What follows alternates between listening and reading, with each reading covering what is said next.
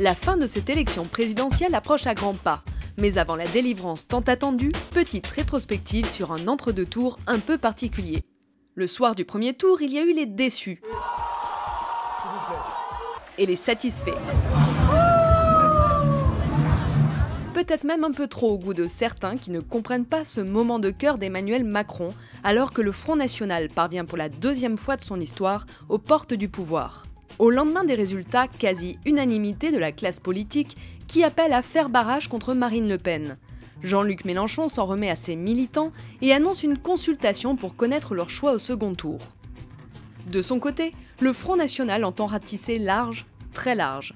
Ceux qui ont voté pour Jean-Luc Mélenchon, pensez-vous qu'ils souhaitent demain que la France adopte une loi El Khomri par puissance 10 ? Le 26 avril, les deux candidats dévoilent leur slogan pour le second tour et l'affiche qui va avec. Sur les réseaux sociaux, le hashtag Photoshop est en trending topic. Mais le moment fort de cette journée, et probablement de toute la semaine, s'est déroulé à Amiens, à l'usine Whirlpool. Marine Le Pen prend Emmanuel Macron par surprise. Alors que le candidat d'En Marche discute avec l'intersyndicale de l'usine, elle va directement à la rencontre des ouvriers en grève. Résultat, Emmanuel Macron limite et se rend sur le site. Les échanges avec les salariés sont tendus. Le 29 avril, Nicolas Dupont-Aignan crée la surprise en se ralliant à Marine Le Pen. Le candidat de Debout la France, arrivé 6e au premier tour de l'élection présidentielle avec 4,7% des voix, ne s'était pourtant pas privé de critiquer ouvertement le Front National.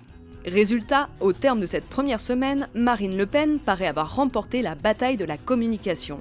D'autant que les manifestations du 1er mai, en opposition au FN, ont peu rassemblé.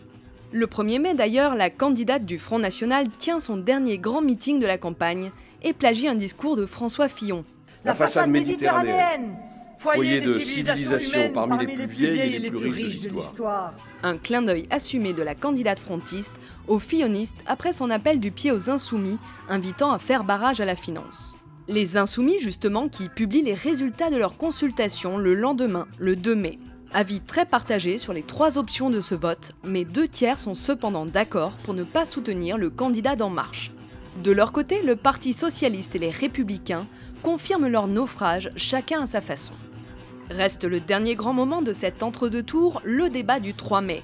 Ce n'est plus un plateau télé, c'est un ring. Vous êtes le candidat du pouvoir d'acheter la France, de la dépecer. Marine Le Pen attaque d'entrée et multiplie les fausses informations. C'est Madame Le Pen, une banque que je veux, c'est un fonds souverain. Quoi. L'entre-deux tours se termine ainsi sur le face-à-face le plus violent qu'ait connu l'élection présidentielle française.